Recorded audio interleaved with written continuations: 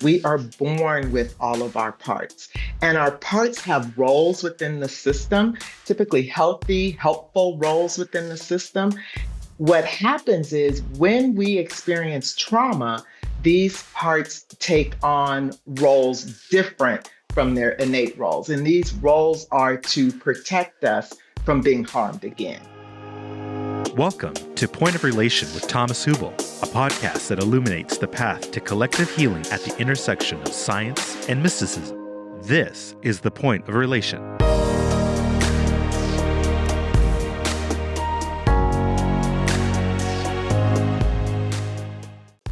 Tamala Floyd is a psychotherapist, author, IFS lead trainer, consultant, and retreat leader with over 25 years of experience. Her latest book, Listening When Parts Speak, A Practical Guide to Healing with Internal Family Systems Therapy and Ancestral Wisdom, focuses on healing personal and generational trauma. Welcome to Point of Relation. My name is Thomas Hübl, and I am sitting here today with Tamala Floyd. Tamala, warm welcome. I'm happy to see you and speak to you again. Thank you, Thomas. Me too. Yeah, I remember we had a lovely conversation with Dick Schwartz together for a collective trauma summit, and I really enjoyed our conversation. And now you published your book, and it's I amazing. have. Thank you. Congratulations. Thank you so much. Thank you. I was just saying before, like, I think everybody who published the book already knows, like, it's a lot of work. It looks at the beginning, it's like an innocent project, but then it turns out to be much more than that. And I think you went through the whole process now, and maybe you can speak a little bit. Why did you want to write a book? Why to write a book? It's a lot of work to do this, and what motivated you to write it, and like a little bit the story that led up to it. It's like giving birth to something that is obviously dear to us. So I'm going to say, though, writing this book, Listening When Parts Speak, truly has been a labor of love. It all started with meditation, which is Cabin with the Ancestor, that was given to me by my ancestors to help folks connect with, through this meditation, connect with their ancestors to heal, or at least connect with legacy burdens, which are those generational traumas handed down one generation to the next.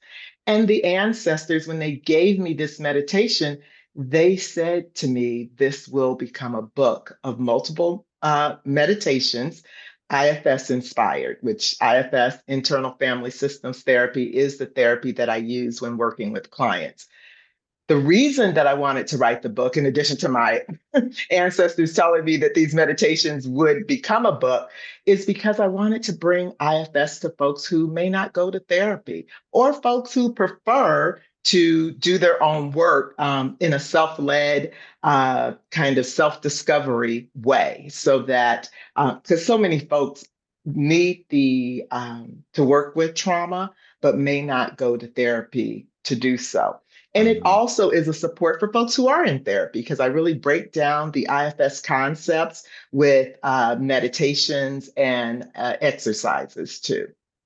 So you said it already now. Your book's called Listening When Parts Speak. And tell me a bit about, for our listeners that might not be familiar with IFS, like what does it mean when parts speaks? Like parts speak. Who is speaking? Who? And then we do the same thing for ancestors and legacy burdens. But Yeah. let's start with part. What? How does it work? What does it mean? Parts speak. Yeah. So first of all, let's just talk about parts. So we as human beings are made up of all of these various different parts of ourselves. The mind itself is not one whole, it's multiple parts within us. So when I'm speaking about our parts, listening when our parts speak, is we want to come into relationship with these parts. We have parts within us that behave in certain ways, have certain ways of viewing the world. And maybe all of these ways that our parts show up are not helpful or healthy, or they may undermine us in certain ways. So, one of the ways that we want to help parts come into relationship with us is to connect with them. And we want to listen when they're speaking, not just let the parts take over and kind of run our lives. And who's listening? I think that's what you're asking. Like, so who's listening to the parts? Well, we have a self. And the self is that innate part of us that has never been wounded, never harmed by anything that has happened to us. So we want to come into relationship with that wise, healthy, compassionate listener. So that's who's listening. Mm.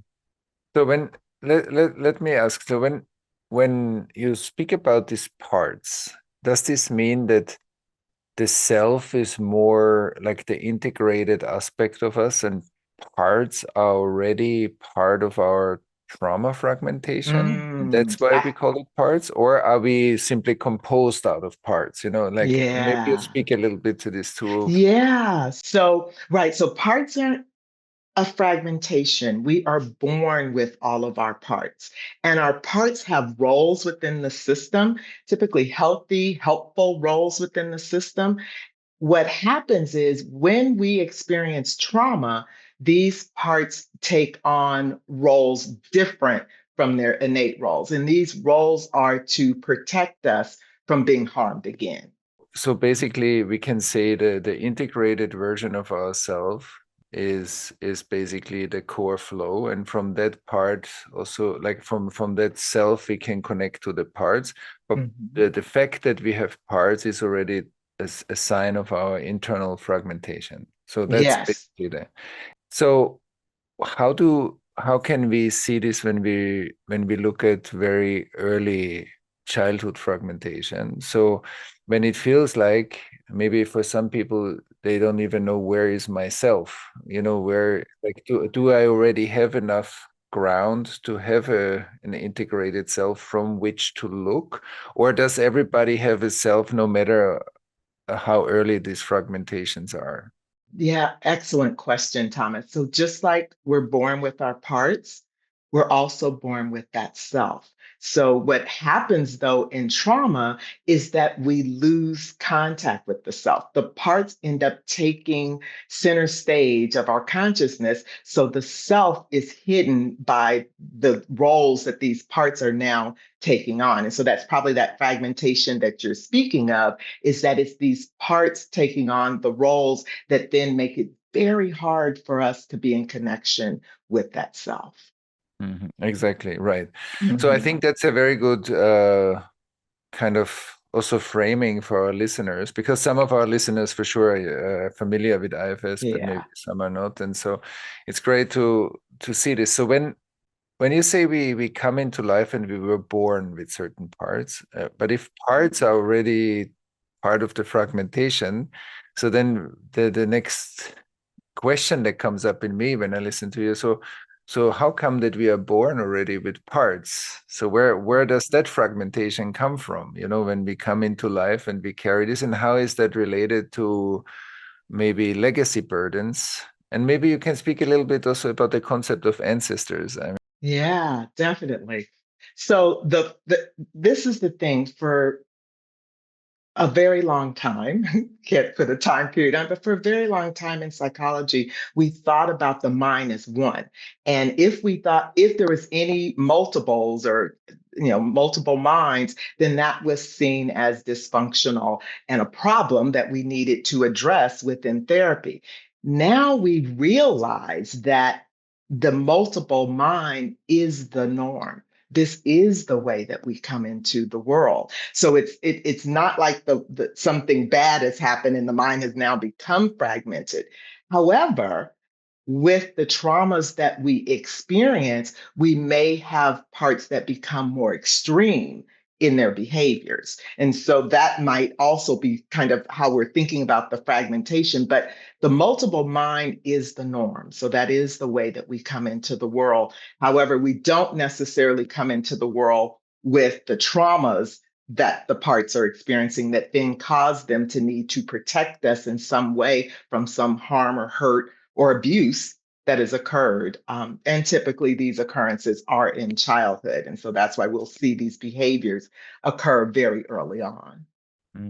Yeah, and that's what I love about IFS also, and that's very close to how we work with Mhm. defense mechanisms. That defense mechanisms are not bad things or dysfunctional things, parts like that we want to get rid of, but we want to learn to collaborate with that intelligence Yes, and see how that helps us to re-own and integrate some of that information and make absolutely. it become more vitality. So maybe since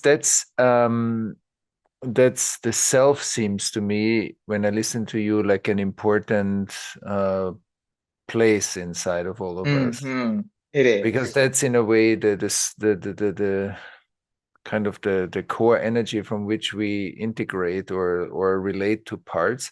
So what is Yes, strengthening the sense of self when you say right. what can we do to feel or strengthen self in us? Interesting.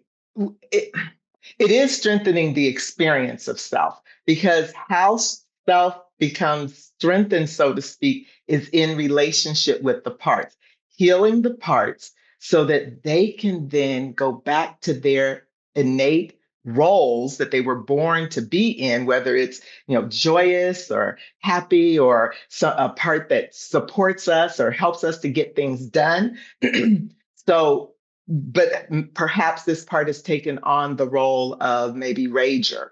And so it's not in its natural role, but by coming into relationship with self coming into relationship with the part, we can understand why this part took on the role of rager, what traumas it's holding or covering up because of that, and helping that part to relax back and allow self to be with that young one that was originally harmed. And by healing the one that the rager is protecting, then we have access to more self energy. Then we'll see self being expressed more because the rager does not have to come in and be in the seat of consciousness. Yeah, that's beautiful. And like, so it also sounds to me like, with other words, we could say there is an interdependence of self and the parts, and they are not just separate things. So there's an interdependence to self and its parts.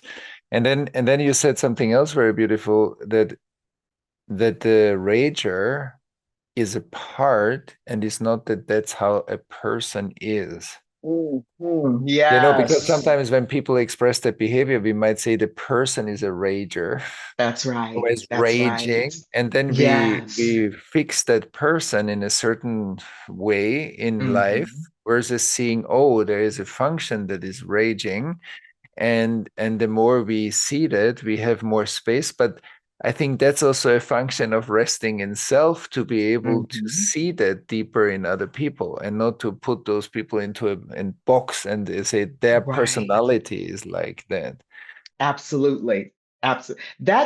I thank you for underscoring that distinction because that's important with looking at our system as a whole. Because any quality, any personality trait, any behavior, we don't want to say that is the person, whether it's perfectionism, people pleasing, raging, no matter what it is, it's still a part of the person. And one of the distinctions around parts is the person raging all the time? Is the person a people pleaser all the time? And the answer is going to be no. That's just one part of them. And something like people pleasing, we need to look at what function does it serve within the system or any of the parts, right? What function does it serve? Why is the person people pleasing? And we find out the whys and how it came to be by being in relationship with self. Yeah, exactly. And that's why it's not helpful when somebody says you are a people pleaser or this is a people pleaser. That's not a relevant language if we want to be supportive within our environment, that we all can grow together and develop. So that's a kind of an outdated language.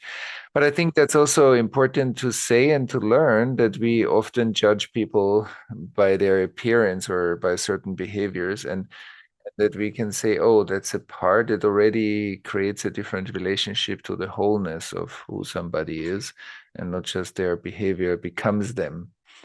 That's Yeah, right. so that's beautiful. I think that's Yeah. beautiful. And so when we, because I think a big part of your work is also working with ancestors. Can you Yes. speak a little bit about the nature of ancestors? Because for some Yeah. people that's might be clear, and for some people might say, What does that mean? What does that Ancestors? mean? What Yeah. does What are that we mean? talking about? What are we talking about here?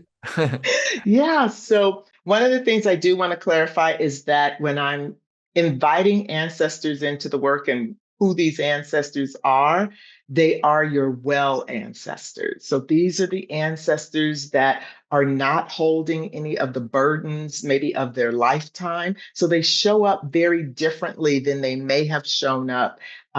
Because some folks have known their grandparents, great grandparents. And typically the ancestors we're connecting with may be even further back in your lineage than those ancestors that you actually knew, or and also ancestors that you may not even know their names anymore.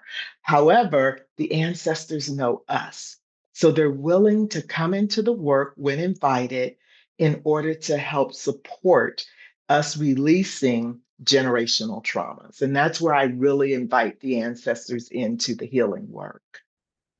So how do you do that? How do you, like, for some people it might seem is okay when part of my ancestry passed away and is not Mm. here, how can we invite, where are they, like, where are they coming in from, and are they in me, like, am I imagining this, are they really coming, or if yes, where are they coming from? So there are lots of questions that can come up around Yes, this topic. yes. Maybe you can speak a little bit to how you experience then. Yeah. So, with the legacy burden work, the generational trauma work, because this is trauma that's been handed down your ancestral line, I want to have the ancestors come in, and they're coming in from wherever they are. I'm going to be honest. I don't pretend to know uh, completely the workings of the spiritual world. But what I do know is when we invite those well ancestors in to help us release these burdens in whatever way the ancestors know to help us to release the burden. Sometimes it's to one of the elements. Sometimes the ancestors have a particular way, like the ancestors say of your mother's line, may have a particular way to release this burden from the line. We also, because when we carry burdens, we don't have access to those gifts. Remember, I said that each part is born with their own innate gifts. Those gifts get covered up by that burden. So the ancestors also know the burdens of that ancestral line and can invite those burdens. I mean, I'm sorry, wrong word. They know the gifts of the ancestral line and can invite those gifts in so that we now can have access to those gifts as we move forward in our lives after the burdens have been released. Mm, mhm. Beautiful. So basically, you're speaking also of when you say, and then I will ask you about the unwell ancestors. So the well ancestors seem to be the resources, the ancestral resources that we have available, that we can ground ourselves in, from which we work with the legacy burdens. And when you say well ancestors, so they are unwell ancestors, obviously. What Yes. what happens with the unwell ancestors? Well, the unwell ancestors are not the ones that are going to want to come in and do the work. They are probably they're those ancestors that are still carrying whatever burdens that they had in this lifetime. Some people even make the distinction of whether or not what we're calling an unwell ancestor really is an ancestor. Like some folks I hear give the title of ancestor to those who are well, but I kind of make the distinction between those that are well and those that are unwell. And we really want to invite in, well, first of all, we want to ask for a well ancestor and an ancestor who can help us with this particular burden.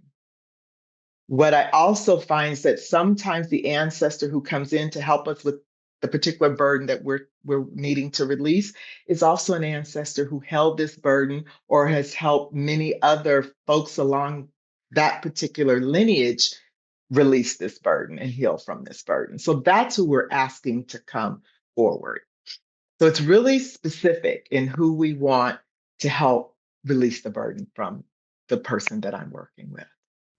Okay, so we'll come to the burden in a moment. So Yeah. when we invite the ancestor that we are inviting, how do I know that the ancestor is coming in? Are there any Right. signs how Yeah. you know or notice, or how a Yeah. client or you notice in me when I do it? Like what's the sense, or how do we Right. know that that happened? Yeah. So lots of different ways because different ancestors present differently. Sometimes a client will see the ancestor like in physical form, right? Sometimes they'll just get a sense that a presence is there, over their shoulder, in front of them. Sometimes they'll hear the ancestor. They may not see them, but they'll hear them. Sometimes there's just a color. The other thing about ancestors is ancestors don't always present as people. They may present as animals. They may present as some form in nature. I have ancestors on my father's line that presents like tree-like people. It's almost like you take a tree and a person and brought them together. So what I ask my clients is, what are you noticing? Let me know when the ancestor is present. If you notice any shift in your space, let me know about that because it may not be in a person, in a human form that you see them. You may, like I said, and also somatically, sometimes something's happening within us, within our bodies, as the presence of the ancestor being there. So it really is very unique to the person and that lineage. That also points out that we are really open, because if we have a too narrow view how it should be, then we might cancel the information that actually arises, and that we need Right. some openness to pay attention to subtle changes and not immediately need to know what it means, because Yes. it keeps the space open to stay curious. So that's lovely. Absolutely. Yeah. Yeah. Yeah. And that's why it's just a simple, what are you noticing? Do you notice? And I'll say, do you notice any shifts, no matter how small? Like you're saying that, because if we expect it to be a particular way, like I'm going to see my grandmother in physical form and she shows up as, a wisp of smoke, or that's what I notice in my visual field, I may, like you say, dismiss that. I don't know what that was. That wasn't grandma. Yeah, right. Or I feel body sensations, or I feel subtle sensations and not Yeah. like a form. So, yes, right. So that we stay open. I think that's very Yes. important, because otherwise we cancel a lot of information that shows up, and then we miss it and say it doesn't work. Right. Yes, exactly. Exactly. Yeah. Right. Yeah. Or we hold that. The other thing, and I'm glad that you said the piece about it doesn't work. The other thing that I notice is that sometimes folks will feel that there isn't a well ancestor on my line, or I don't even know my ancestors. My family's had cutoffs. I don't even know. I didn't never knew grandparents. And so all of these reasons that keep them, or at least they believe, will keep them from connecting to an ancestor. And so with IFS, one of the things we want to do is be with those parts of ourselves that believe they cannot connect to ancestors. So that might be the first part of the work before we can actually connect to ancestors. Yeah, that's beautiful. So I want to highlight this, because that's important when people think they cannot do it. So there's a part that is inactive in us that thinks Right. that it cannot happen. And so we need to work with that first. We cannot go through, Right. like, bump against that wall. We need to Mm. soften it, and so that the wall opens and becomes a Yes. gate. Right. So Yes. Yes. I love that. yeah, right. And so now let's turn a bit to legacy burden. So how can we imagine, what's a legacy burden? Where does it come Yeah. from? How does it show up? So a legacy burden, I kind of been using these terms interchangeable, legacy burden and generational trauma. A legacy burden is a burden that we hold that does not come from our lived experience. It is a burden that has been handed down our generational lineage, whether it's mother's lineage, father's lineage, and some of them may come from both. But we didn't get this burden because we experience hardship or abuse or something within our families. It's handed down the generational line. Mm-hmm. So, so when it has been handed down, so we could say, for example, in science, we can say, okay, we know that there are, of course, psychological or whatever attachment processes through which trauma is being transmitted. There is, and those have something to do with the trauma history of our parents or their parents or their parents. So there, we can imagine it that way, or we can say epigenetic changes transmit changes. So there are different ways to describe a similar phenomenon.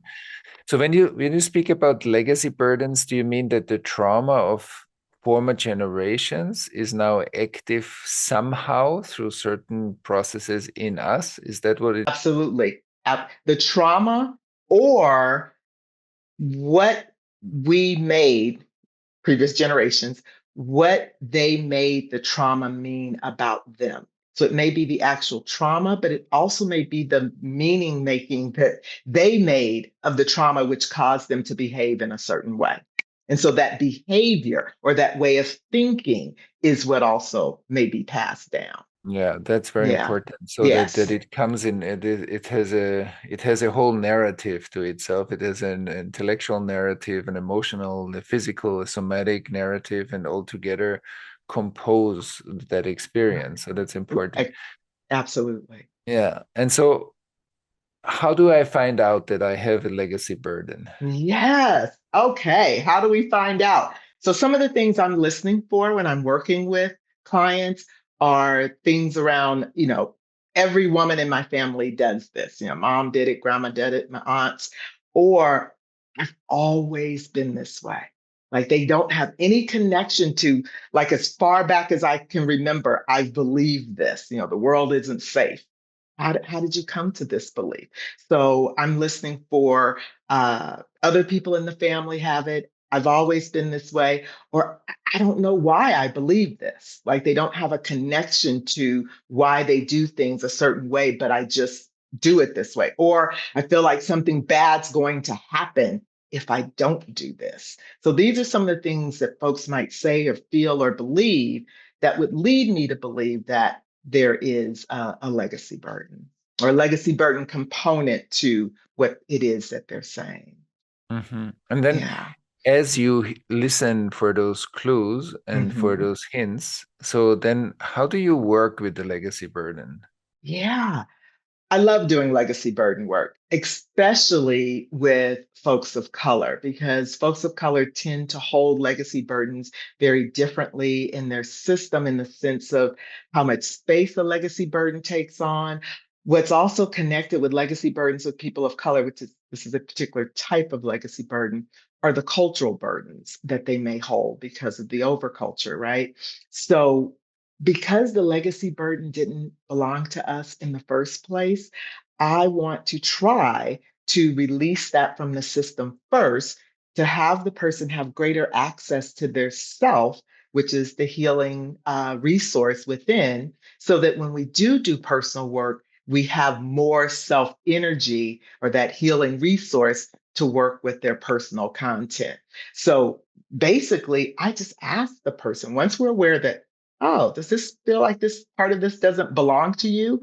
And they say yes, then I want to say, without thinking, whatever the first number is that comes up for you, what percentage of this burden does not belong to you? 75%. Okay. That's the part of the burden that we're going to release as a legacy burden. So when you say it does not belong to me, like, Mhm. can you say a little bit more? What does it mean doesn't? Yeah. The does not belong to me means that this burden did not it was not created as a result of my lived experience. That this burden, and that's why it doesn't belong to me. The burdens that are firsthand experiences, we say that those burdens kind of belong to the person because they came from the person's experience. But the burdens that are handed down don't belong to them. They were literally handed down to them. They have no connection to the original trauma, right? But they are experiencing the results of that trauma. Exactly. Yeah, that's Hmm. beautifully said. That makes a Yeah, lot of sense.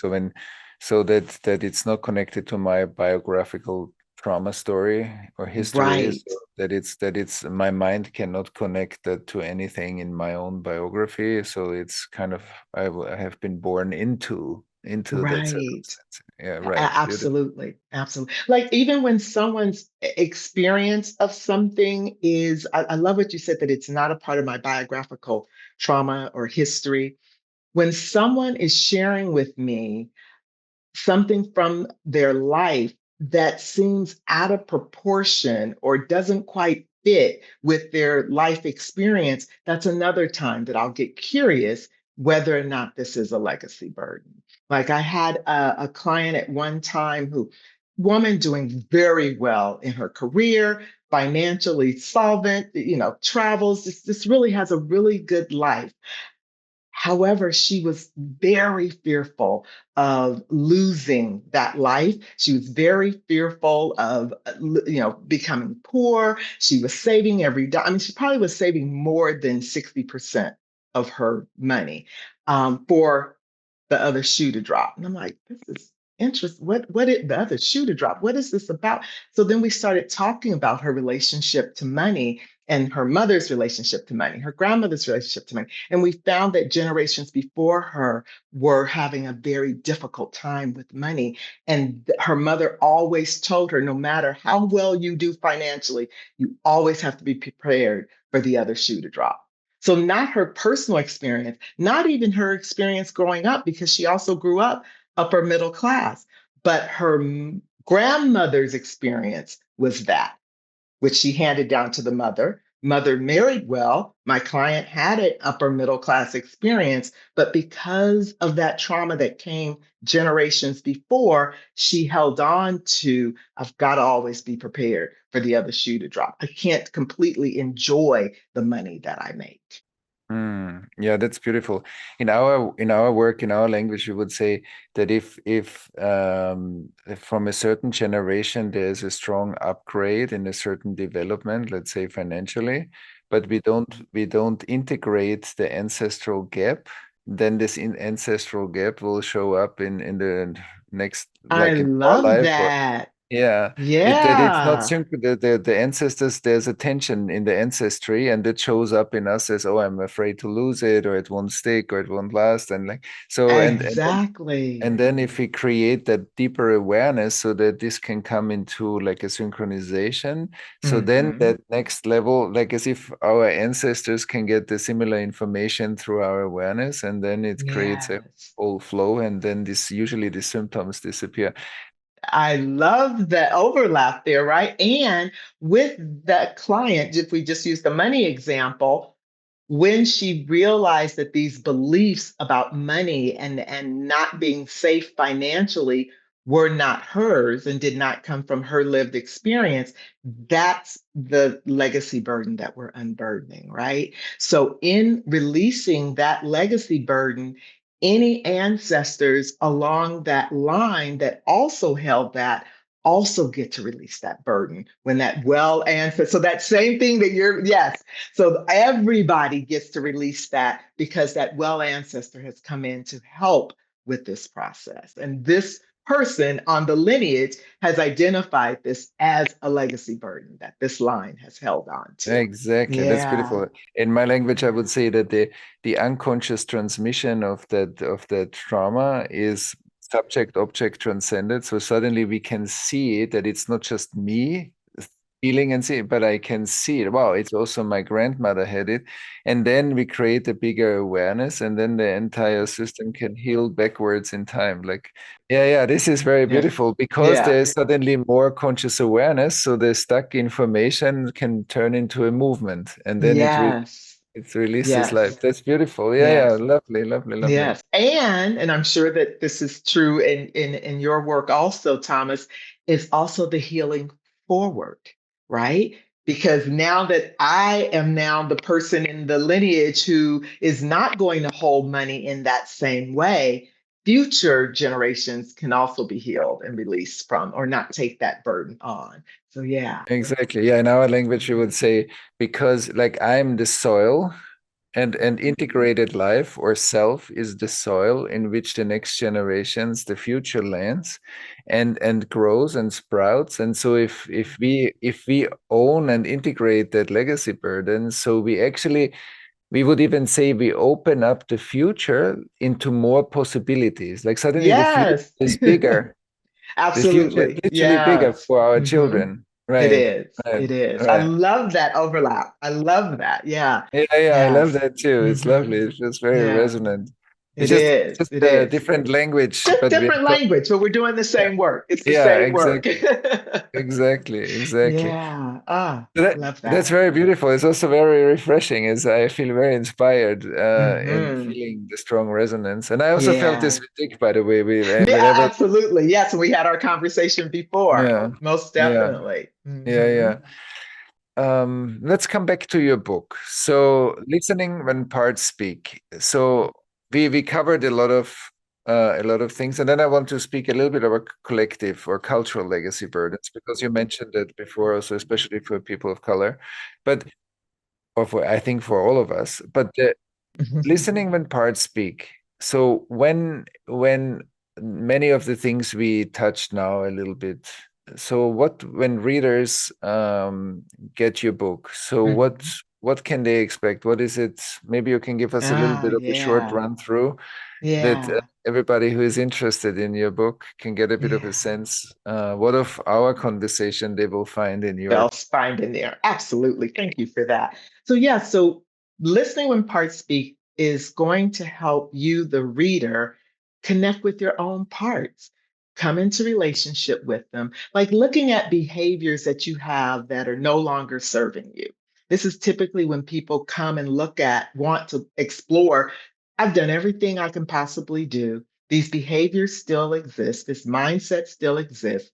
This will help you connect with the parts that actually hold the mindset, the behaviors, the perspectives, come into relationship with them and heal them.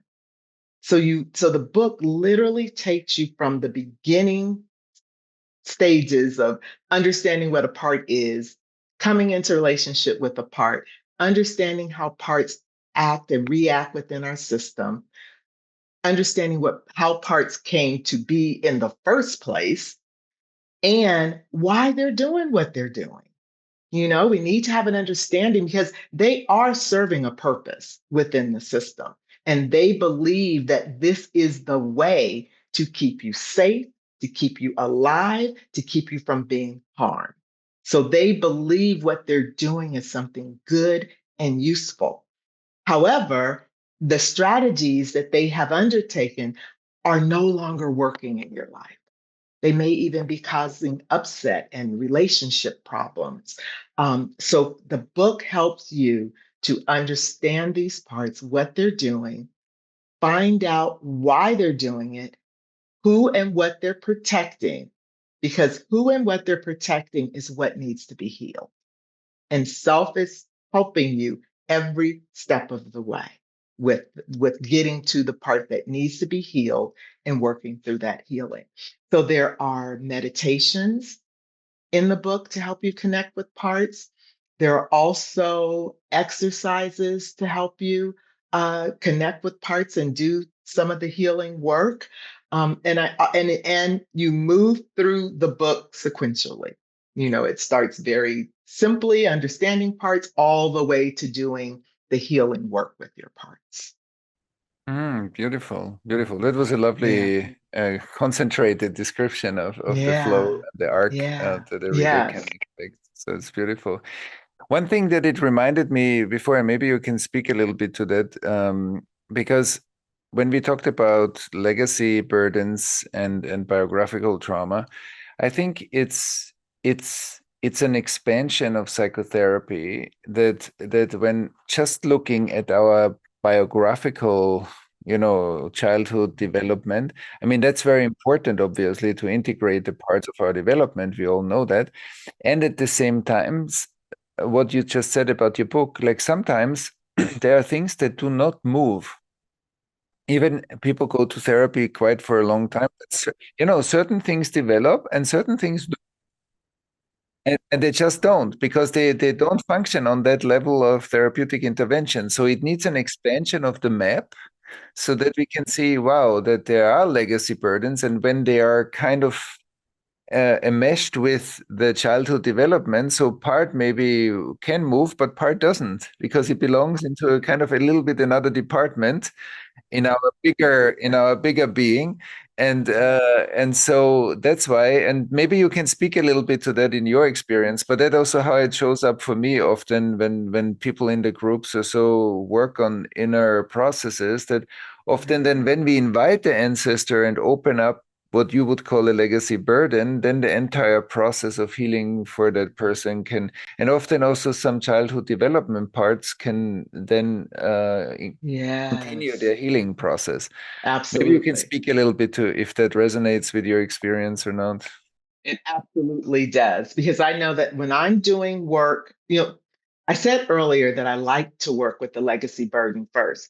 However, I'm not always aware, nor is my client, that there is a legacy burden. So we might do that personal work first, get some relief within the system, some behavioral changes, some shifts, and then the person reverts back to some of the previous behavior.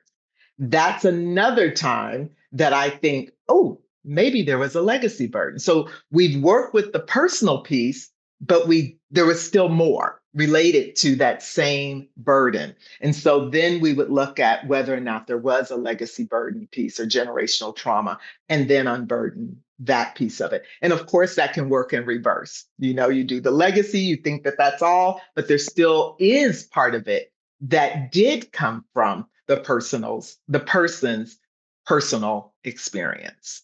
So either way, I just feel like it's kind of that teeter totter. It's like, okay, if I started with personal, I might then need to shift and see if any piece is legacy. If I start with legacy, then I need to see, is any of this burden part of this person's lived experience? Exactly. That's Yeah. beautiful. And that Hmm. also strengthens the like interdependent thinking. Like that we stop seeing individuals as separate particles, which Oh I my believe goodness. is a Yes. collective trauma symptom, that we feel separate, and so that we learn to think in these boxes, like mechanistic boxes, Hmm. but that every person's childhood trauma is embedded in their ancestral stream. Otherwise, most of the trauma wouldn't have happened. So the fact that they are interdependent, so then there's this beautiful pendulum that you described, and that we need to be present again and again how that pendulum plays out, and that helps an organism to unfold and grow and release and heal and become more integrated. So I think you described this really well, and that it underlines interdependence, that we are not separate.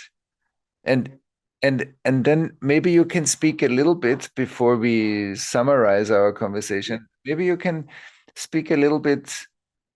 I know in Dick's work, and I'm sure you're doing this as well. So the individual, the ancestral, and then is the collective. So the collective legacy burdens.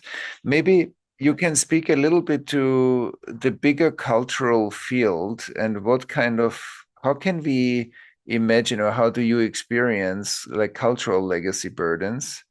And how can we work with those strong cultural fields that we grow up in, that we were conditioned by, that we carry in, that are interwoven in our nervous system? Absolutely. Yeah. So the cultural burdens that, you were talking about us collective versus individual and how we have siloed ourselves, so to speak. Well, that's one of the US cultural burdens anyway, and that's patriarchy, right? That, we do things ourselves and not looking at us as a collective and the connectedness between humans. So these cultural burdens, whether we're born in the US or outside of the US, there are burdens that are connected to the culture and society in which we are raised. And so, four of the cultural burdens that Dick Schwartz speaks of in his work that I connect with is racism, patriarchy, materialism, and individualism. So these are the burdens that we carry, folks in the US. Now, some of those burdens you will also see in other cultures, but you also see culture burdens like famine and war and classism, colorism that may also be in US culture and cultures outside. So I always tell people to look at, I often speak to the US cultural burdens because I'm born in the US, most of my clients are from the US. However, when we're working outside, we also need to be sensitive and aware of what burdens other cultures hold because they still show up in our systems very similarly. Like I have to do this, this is required, and there's no thinking about it. You're programmed from a very early age in these cultural burdens. And what it is we are absorbing as little people what is coming our way, and we're taking things in and paying attention to what's happening around us and what's right and what's wrong and how we need to show up. But much of that is part of our cultural programming. Mm, yeah, Yeah. that's very beautiful. That's very beautiful. And I think also that here again, like the conventional therapy model that needs to be opened up into, and the map needs to be opened up so that we include all these layers, not as separate things, but as an interdependent stream of what it means to be a human being. We are all context and we are all individuated, but it doesn't mean that we are separate. And I think that separation is already a sign of the cultural fragmentation.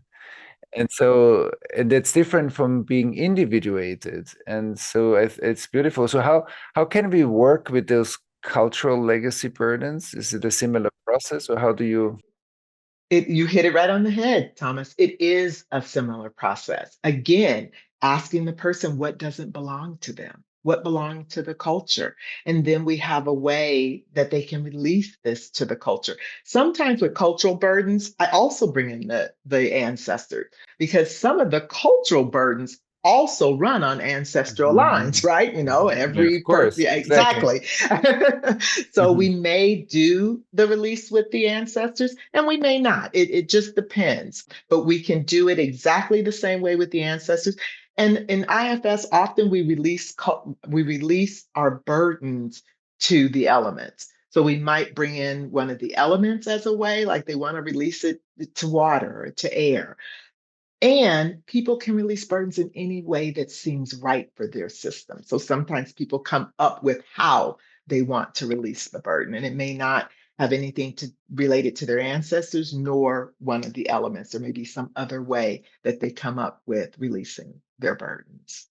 Yeah. And the other thing that's really important after releasing burdens is to then connect with, because our parts are the ones who are holding the burdens, right? They're parts within our system that took on these beliefs and behaviors. So once we release the burdens, we always want to invite in the positive qualities or for the part to reconnect with the qualities that were obscured by the burdens that it was holding. So then basically once the trauma releases, you feel deeper into the resource that is deeper under, Yeah. like the river. The Yes. river. Yeah, yeah, yeah. Absolutely. Absolutely. Yes, because now we want to be able to have these resources and use them, right? Because Mhm. those were the ones that the parts came into being with. And now they can connect back to those resources. That's Yeah. beautiful. That's so Yeah. beautiful, Tamala. So it's such a lovely conversation and so resonant. And I love to decode a bit our language together and go deeper into these resonances. And I think for me, it sounds like there are many things that I hear from you that I have seen over and over and over again over many years. And it makes so much sense. And it also gives us this often hyper individualized beings, especially in the Western part of the world, gives us again more context and more fluidity that we are part of something greater. And is there anything that we didn't talk about that is important for you to share before we wrap up our conversation? What I want to share is that I too really appreciate the way that the work resonates because what it says to me is there are many folks in the world doing the same work. So that's what I'm really, really appreciating. Like there are folks that are invested and committed into the healing of the human race. And although we may use different words, we may do it in different ways, but it's a collective, it's collective work. It's a collective movement. And I'm appreciative of that and to be a part of it. Yeah. Exactly. So Yeah. that's so beautiful. So it's a collective movement, and I think that's what Hmm. we all stand for, like that we are a collective movement, a collective Yeah. healing movement. Yes. Yeah, Absolutely. exactly. Yeah. Absolutely. Yeah. So listening when parts speak is part Yeah. of the collective healing movement. Thank you It for writing is. the book, and thank you for having this conversation. And I'm sure people resonate, everybody who resonates can get interested in your book and learn more and heal more Awesome. and spread the message. So Yes. yeah. Yes. So Absolutely. thank you, Tamala. It was really lovely, this Thank conversation, and you. very, very sparkly, very adult. So I love that. Sparkly. Yes. yeah. I've enjoyed our time together, Thomas. Thank you so much. Yeah, and you. Thank Yeah. you. You're welcome. Thanks for listening to Point of Relation with Thomas Hübl. Stay connected and get updates about new episodes by visiting our website, pointofrelationpodcast.com, and by subscribing to the Thomas Hübl YouTube channel. If you enjoyed this video, please like it and share about us with your community on social media. Thank you. We appreciate your support.